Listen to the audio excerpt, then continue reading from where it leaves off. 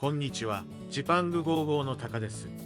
今私は前回に引き続き、ベトナムのフーコック島にいます。今回は年末年始に宿泊した JW マリオットフーコックエメラルドベイリゾート&スパをご紹介します。架空の大学をモチーフにしており、コンセプトが面白いホテルです。そんな一風変わった豪華リゾートホテルをたっぷりお届けできたらと思います。このチャンネルはホテル紹介を中心に各地の観光スポットをご紹介しています。動画作りの励みになるのでチャンネル登録、高評価いただけると嬉しいです。それでは早速ご紹介していきます。 JW マリオットフーコックはフーコック島の南部に位置しています。空港から車で30分ほどの距離にあります。フーコック島のおすすめ観光スポットでもご紹介しましたが、南部に向かうバスはないのでタクシーかグラブで向かいます。私はグラブを利用しましたが1500円ほどでした。宿泊プランの中には送迎がつくものもありましたが、基本高いプランだったのでグラブで移動するのが良いかと思います。それではホテルに到着しました。こちらがホテルの玄関です。私は12月29日から宿泊したのですが、まだ大きなツリーが飾ってありました。ここは架空のラマルク大学という設定になっています。ホテル内は学生寮をはじめ、まるで19世紀の大学のような作りになっています。チェックインカウンターから雰囲気がありますね。こちらがロビーです。このロビーの空間だけでもものすごく素敵ですね。座席数も多く、チェックイン時は席に案内され、ここで館内説明や手続きを行っていただけます。置いてあるインテリアがどれも素敵ですね。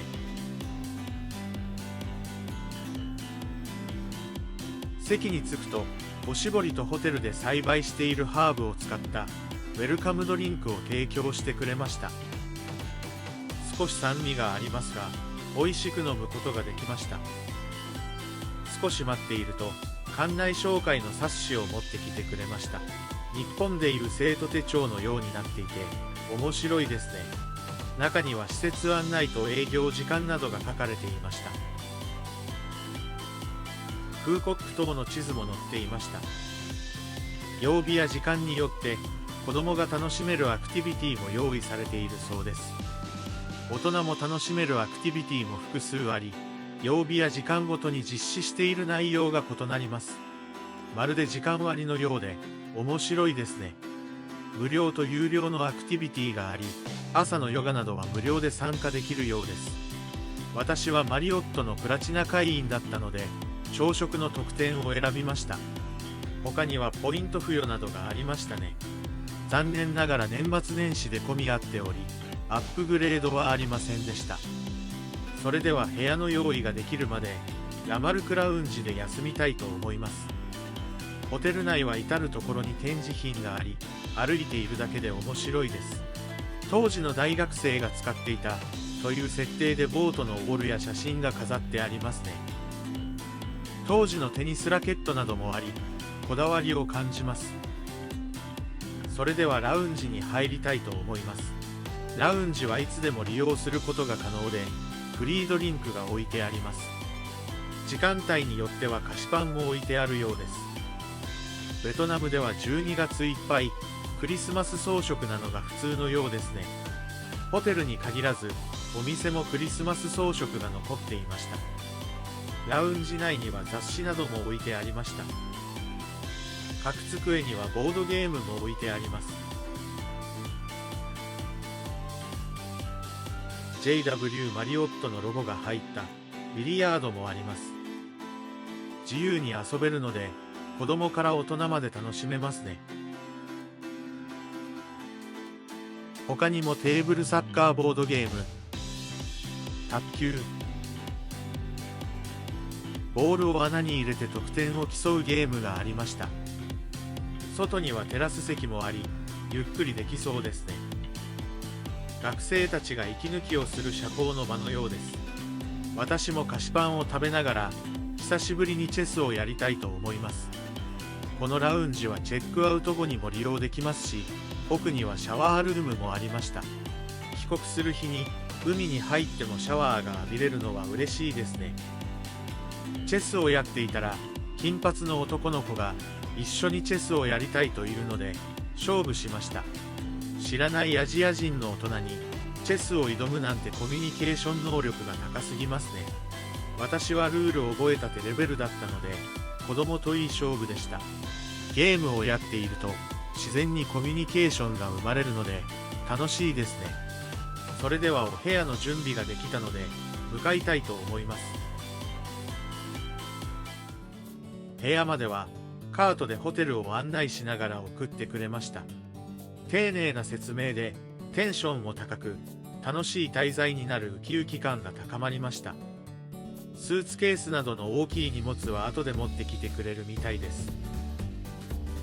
ホテルは広く一番端の部屋だとカート移動が便利だと思います。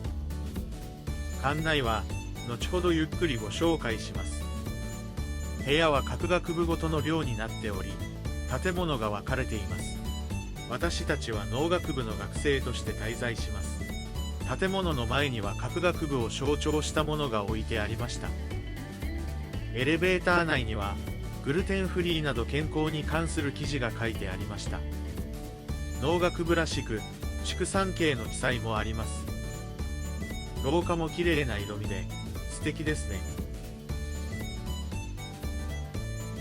それでは部屋に入りたいと思います。ドアも大きく野菜の絵なども飾ってありました。部屋の案内もスタッフがしてくれました。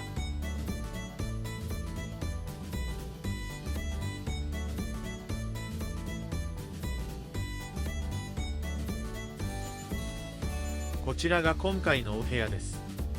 キングベッドの前にはソファーがあります。奥には野菜や果物の絵が飾ってありますね。部屋の中の至るところに絵が飾ってありました。ベッド脇には時計兼スピーカーがありました。コンセントも日本のものがそのまま使えました。 USB もあるのが嬉しいですね。机にはお水、エスプレッソマシーン、紅茶などがありますね。ナッツのお菓子などもありました。引き出しには氷入れやケトルがあります。有料のスナックもありますね。他にもマグカップ、3種類のグラス、キュルストカップ、ミニバーがありました。ミニバーは有料のようですね。ベッドの前には大きな窓があり、外にはベランダが広がっています。ベランダにもソファーがあり、外を見れるようになっていました。ソファーもかなり大きく、ゆっくりできそうですね。トイレも広く、手洗い場もついているので便利でした。ただ扉が全く防音性がないので音が気になる人はいるかもしれません。洗面台も綺麗で高級感がありますね。奥にはシャワーとバスタブがありました。洗面台も2つあり、朝の準備がしやすいので嬉しいですね。ベトナムの水道水が心配な人用なのか水も用意されており準備がいいですね。歯ブラシ、マウスウォッシュなどがアメニティでありました。反対側の洗面台には櫛やボディクリームなどがあり、女性と男性用で分かれているのかもしれませんね。ドライヤーも風力が強かったので問題なさそうです。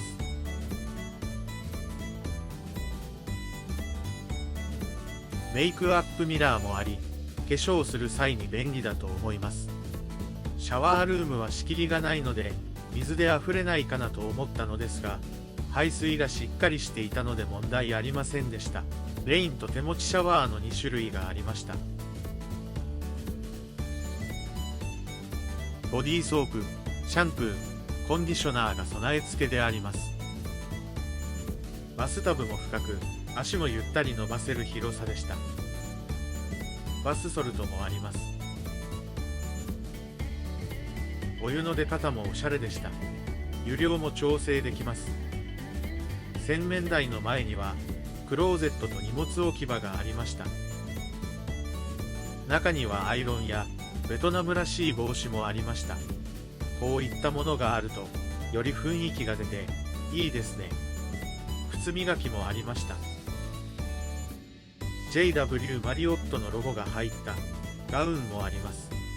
肌触りもよく、お風呂上がりにゆっくりできそうです。スリッパもふかふかそうですね。ビーチサンダルもあったのでかなり助かりました。今回はこちらのお部屋に5泊し、年末年始を過ごしたいと思います。全日程をお届けしてもしょうがないので、主要なところをピックアップしてお届けできたらと思います。くつろげる場所が多いので、一泊じゃ回りきれないと思います。部屋のベランダでもゆっくりできそうなので、時間が足りないですね。気になる部屋のお値段は動画の後半でご紹介したいと思います。それでは早速館内を回ってみたいと思います。ホテル内はたくさんの絵が壁に描かれています。いろんな写真が撮れそうで楽しそうですね。壁にはいろんな言葉も書かれており、よく読むと面白いです。ここに投函された手紙は2095年の火星に届くそうです。アインシュタインやガンジーの名言もありました。自然を注意深く見てみるとよく理解できるようになる。明日死ぬと思って生き、永遠に生きると思って学べなど、大学にありそうな言葉が書かれていました。この大学の創設者ラマルクさんの半生も記されていました。細かく設定されていて本当にいた人物のようです。イベントルームの前にはラマルクとダーウィンの表像も飾ってありました。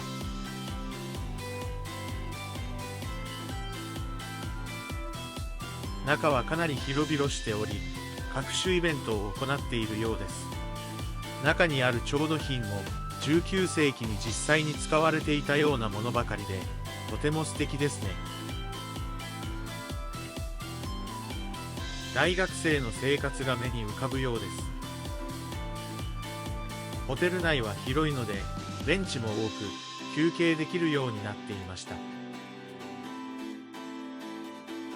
まさかの映画館もあり、上映もしているようです。今回は言葉がわからないので映画は見ませんでしたが、ホテル内にあるなんてすごいですね。カフェもあり、ここではアフタヌーンティーもいただけるようです。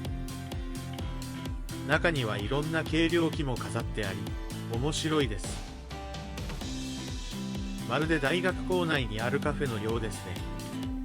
部屋にあったお菓子も販売しているようです。サラダやケーキなども販売していました。ここで一息するのもいいですね。朝食会場は明日の朝食でご紹介します。少しお高めのレストランもあります。1コース2万円前後なので、ベトナムではかなり高級料理だと思います。子供が遊べるエリアもあり、親もゆっくりしながらのびのび遊べるようになっていました。小さいお子さんがいても楽しく遊べそうですね。まさかのグラウンドもあり、サッカーコートやランニングできるようになっていました。スポーツもたくさんできそうですね。部屋のある建物は寮になっており、学部ごとに分かれています。爬虫類学部、人類学部、天文学部などいろいろあり、部屋の中も学部に合わせた装飾になっているようです。自分たちの滞在する建物も覚えやすいのでいいですよね。園内には農園もあり、ハーブなどを育てています。ウェルカムドリンクでも提供されており、ホテル内で栽培しているなんてすごいですよね。建物と海の間にも植物が育てられていました。ビーチのそばにもクリスマスツリーが飾ってありました。ホテルからすぐにビーチに行けるのは最高ですね。ビーチとプールの様子は後半でたっぷりお届けいたします。夜になるとランタンに明かりが灯り、きれいに通りを映し出していました。通りには洋服のお店もありました。中にはカラフルな帽子やスカーフが販売していました。少し派手なデザインですね。ジムもあり、運動も可能です。利用していたのはかなりマッチョな方ばかりだったので、私は利用しませんでした。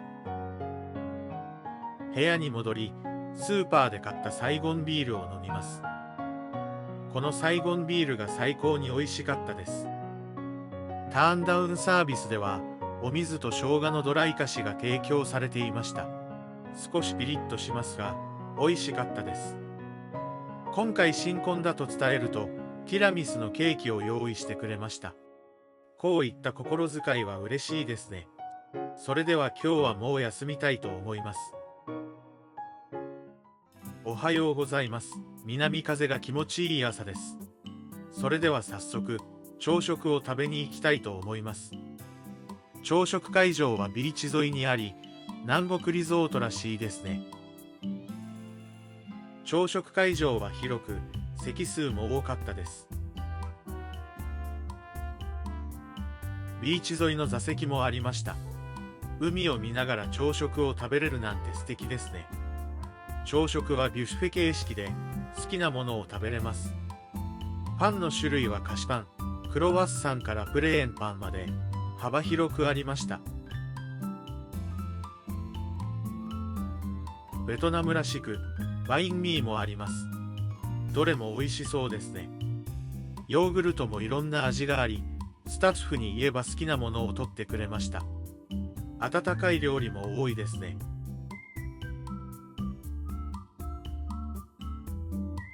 卵やベーコンなどもありました。スクランブルエッグもありますね。その場で焼いてくれる卵料理も多く、エッグベネディクトなどもありますね。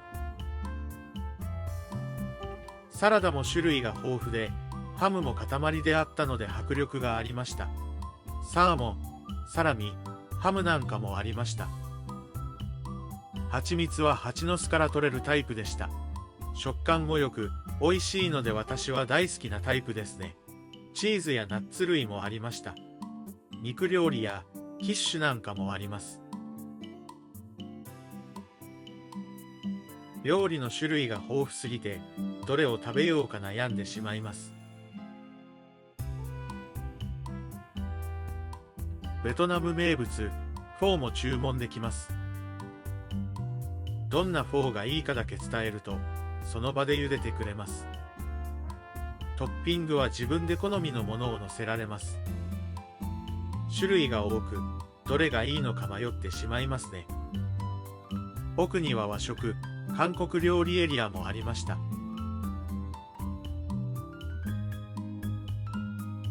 巻き寿司も提供していました。うどんもあり、自由にトッピングできるようになっていました。台湾料理と思われるエリアもありました。黒もち米のご飯にいろんな具材を乗せて食べるようです。この辺りはベトナム料理っぽかったですが、どんな料理かいまいちわからなかったです。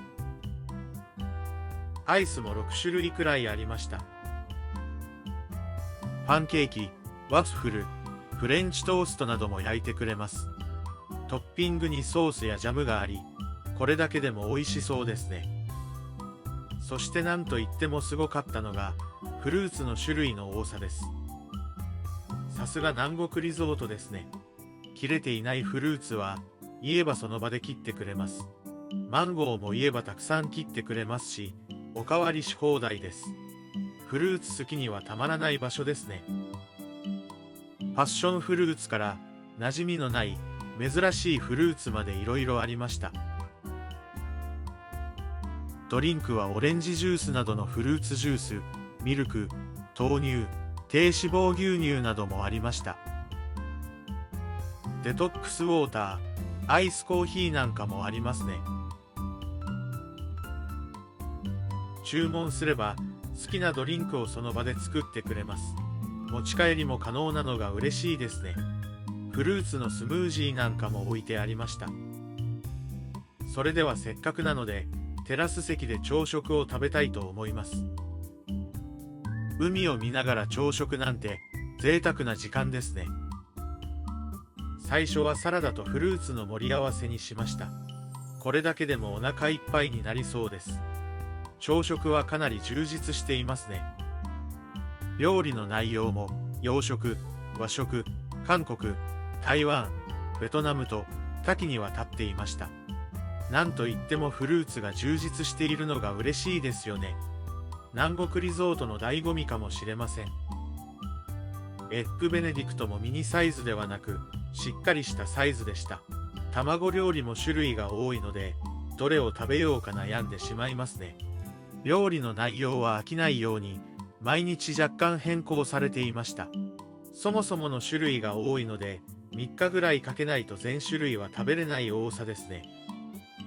フォーも注文しました。フォーも美味しく結局毎朝食べてしまいました。サラダとフルーツを毎日食べているとはいえ食べ続けたら太ってしまいそうですね。それではホテル周辺も散策して情報をお伝えしたいと思います。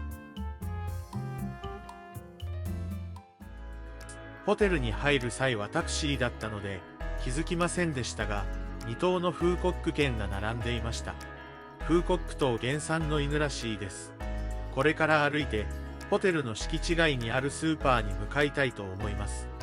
ホテル周辺はリゾートエリアになっており、ローカルスーパーまで行くのは少し距離があります。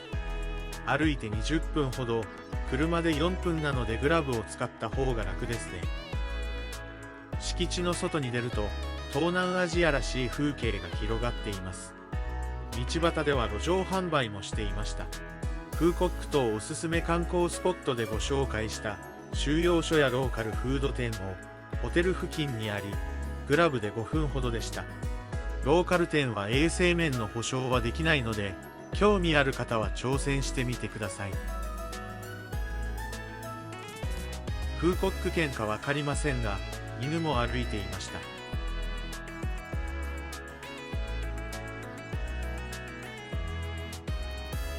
こちらがスーパーです。品揃えは豊富なのでドリンクやスナックなどが購入できそうです。お酒の種類が多くかなり安いですね。種類にもよりますが1本100円前後だったのでお酒好きにはたまらないかもしれないですね。韓国のチャミスルや日本のチューハイなども販売していました。お水も1本30円前後でした。スナックやカップ麺などは販売していたので小腹を満たすには十分ですね。それではホテルのあるエリアに戻りたいと思います。 JW マリオットのあるエリアは他にもホテルやレジデンスが入っています。この通りが長く歩くと結構ありますね。ヤシの木に装飾などがあり綺麗でした。ホテル近くの商業エリアはカラフルな建物になっており素敵でした。ただ建物の多くが空室なので夜になると少し寂しい感じでした。夕日の綺麗なサンセットタウンまでは無料のバスが出ていました。ケーブルカーやキスブリッジに行けるのでかなり便利ですね。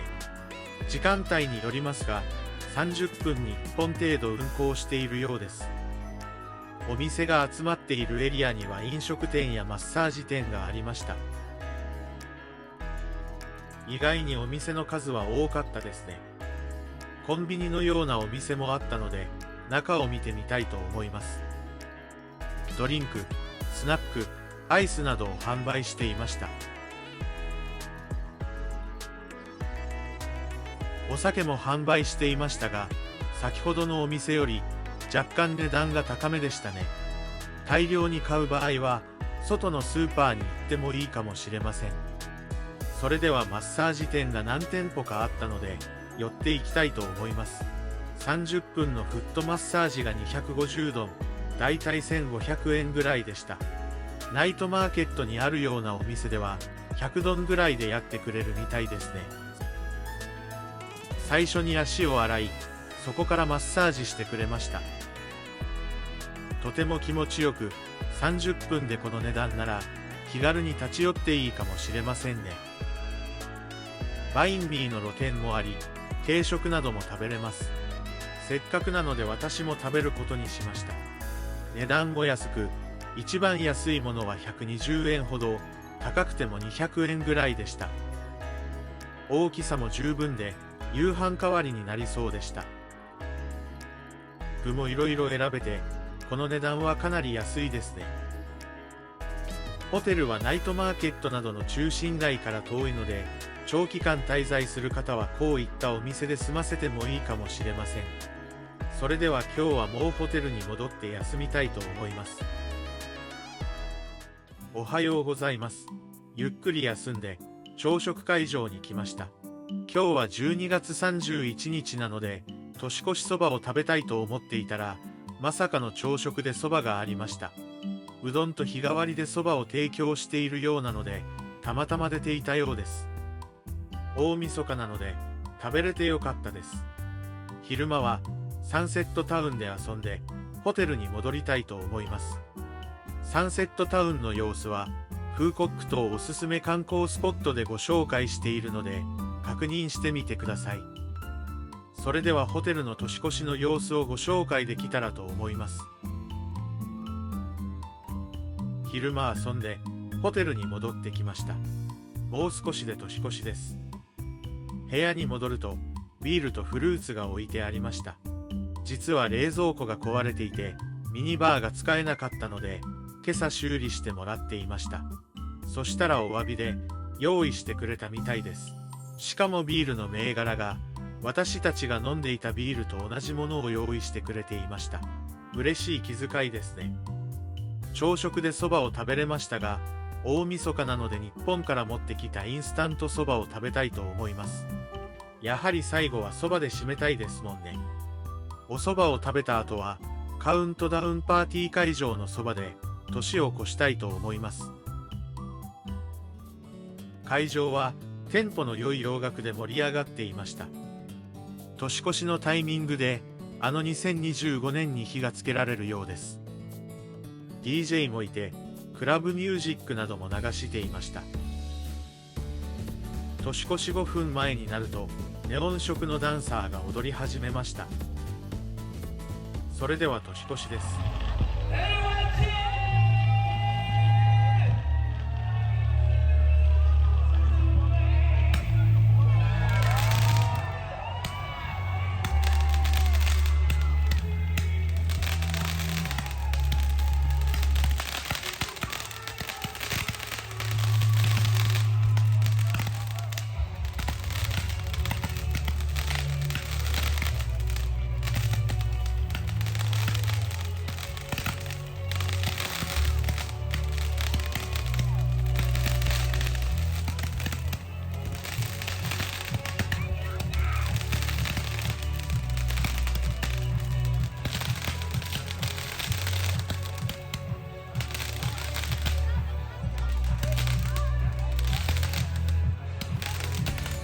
結構斬新な演出でしたね。写真で撮ると綺麗に写っていました。大きい花火などはなかったですが、楽しい気分で年を越せました。パーティーに参加しなくても、年越しのタイミングで来れば楽しめると思うので、訪れてみてください。初日の出を見ようと、ビーチに来たのですが今年は曇りで見れませんでした。残念ですね。ただ綺麗なビーチが見れたので満足です。それでは元日はホテルのビーチでゆっくりしたいと思います。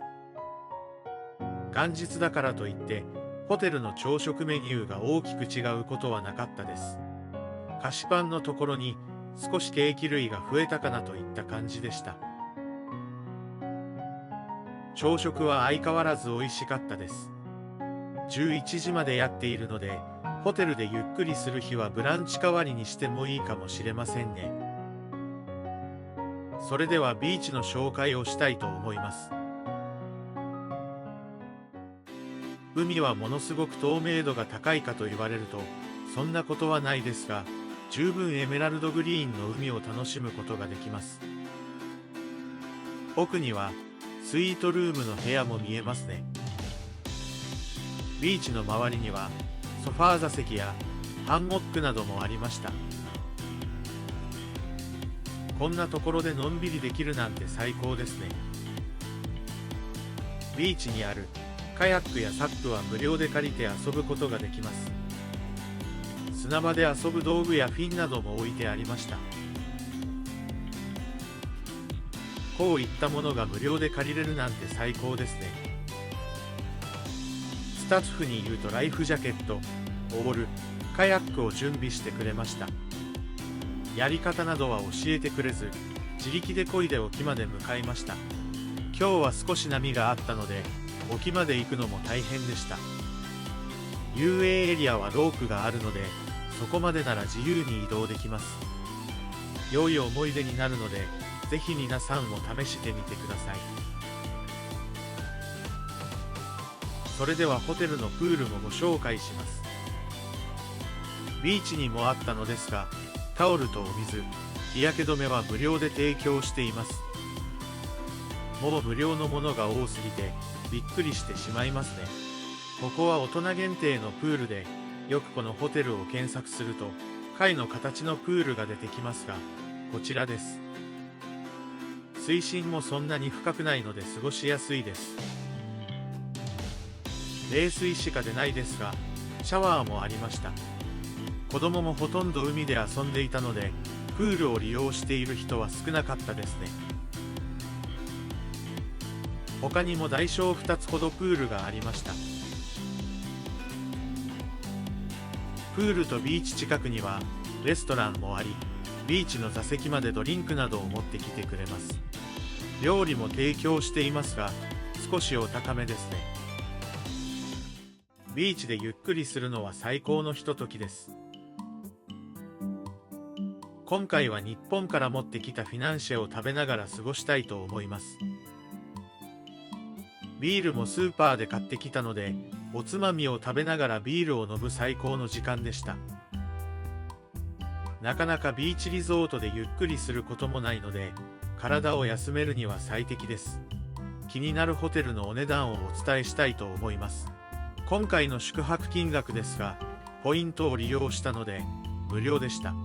1泊6万3000ポイントですが、5泊連泊でポイント宿泊すると1泊無料になる特典があるので、4泊分のポイントで泊まることができました。他のマリオット系列のホテルを見ても、1泊6万3000ポイントは比較的安い方ですね。このポイント数でこんな贅沢な体験ができるのはかなりお得だと思います。通常料金ですと一番リーズナブルなお部屋で1泊6万円ほど、高い時期だと10万円ほどするみたいですね。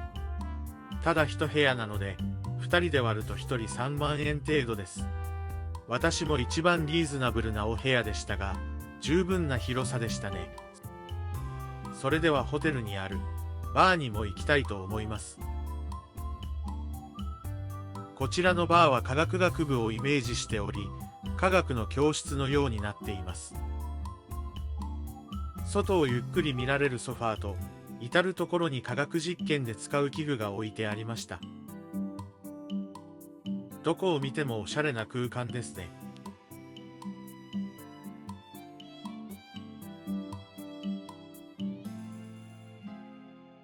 器具も本格的なものばかりで、本当に大学の実験室にいるようです。そしてトイレまで元素記号の模様や薬品瓶が置いてありました。こだわりがすごいですね。座席も寝そべれるような席も多かったです。私も寝そべりながら海が見える座席にしました。隣の席との隔たりも薬草棚のようになっていました。プラチナ会員特典でドリンクが1杯無料だったので、カクテルを注文しました。コースターにも元素記号が書いてありましたね。おつまみは試験管に入った少しピリ辛のナッツでした。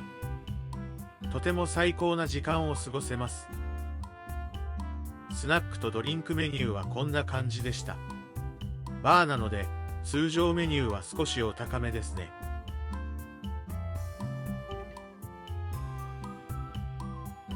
特典のウェルカムドリンクはこのメニューから選べます。ソフトドリンクもありました。曜日によっては生演奏もしてくれるようです。今日は元日で外のディナー会場で歌のショーがあったのでバーで演奏会はありませんでした。こんな素敵な空間で生演奏までしてくれるなんて最高ですね。それでは部屋に戻りたいと思います。部屋に戻ると招待状が置いてありました。毎週木曜日にホテルの役員とアラカルトの軽食やお酒を飲みながら話ができるそうです。プラチナ会員で木曜日に宿泊している人には招待があるようですね。最後にそちらの様子を紹介したいと思います。会場は時期によって変わるようですが、今回は昨日訪れたケミストリーバーの前でした。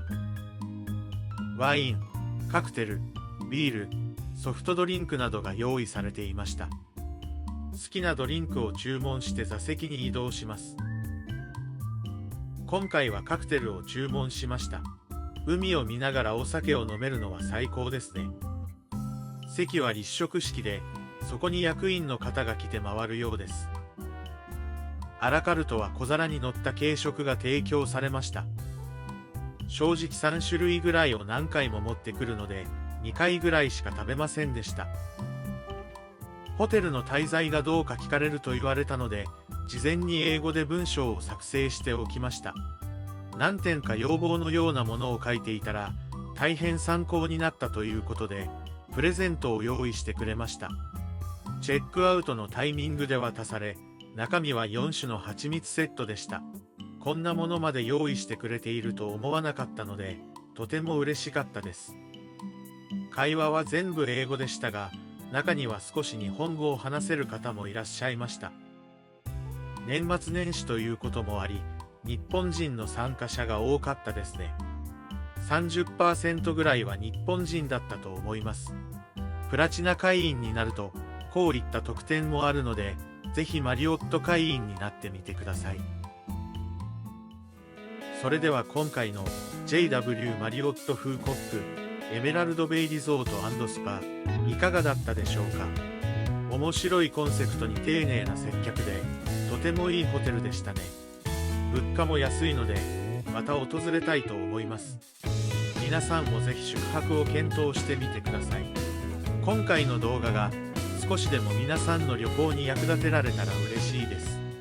動画作りの励みになるのでチャンネル登録、高評価をお願いします。